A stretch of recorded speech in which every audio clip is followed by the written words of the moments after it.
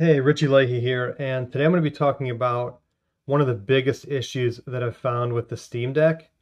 Now, I'll just say I love my Steam Deck, and I've been using it a lot. And one of the features that I most looked forward to when I pre-ordered it was desktop mode. And I'm finally able to get dual monitor support. I found a dock, if you check my other videos out, where I get that working. But when I was setting that up, I also updated the hard drive that comes with the Steam Deck. Now I have the base model, the 64. And one of the alarming things I found is that there's no security measures in place on your hard drive. So if someone steals your Steam Deck or if it's lost and they pop the hard drive out, they're going to be able to just put it into a reader and browse through your files. So I'm going to go ahead and demonstrate that here. I have my Steam Deck with the updated hard drive. I took the other hard drive out and put it into a Sabrent M2 reader. I'm going to go ahead and plug that in here if you hear some extra noise. Now, let's see, I'm using the official Steam dock here, but you should be able to see the pop-up that just happened asking me which drives I want to mount. You can see that there are a bunch of different mount points that popped up whenever I plugged this in. They're down here as the removable drives. The one that you really want to be worried about is the home drive here.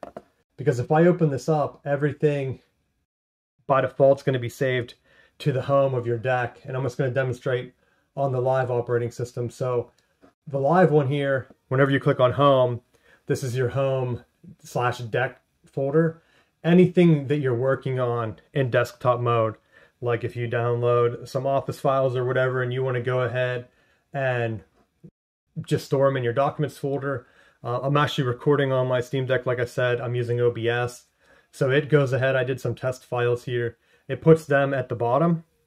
And so now, if I try to click through and see some of these folders, I'm going to be able to read them. I don't have anything in here now because I just updated this hard drive. But if I remount the old home, I can go in here and kind of see, like I was messing around with some other drivers. There's some templates. I don't think I have videos or anything in these folders. But anyone can just go in and they would be able to have access to the documents folder or anything that you put on your hard drive of your deck. And even if they want to go through like the operating system. Now, I have looked into encryption type programs. So maybe you could save your files in an encrypted partition. A lot of those require you to install those extra packages using Pacman. And honestly, if you're not really tech savvy, which I hear a lot of people say, well, if you're buying a Steam Deck, you're probably tech savvy. That's not always the case. And I think security should be put at the forefront here because this is being built as a portable device.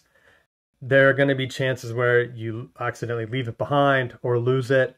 And I really hate to see people possibly be the victim of identity theft or something because of the device not having anything built in.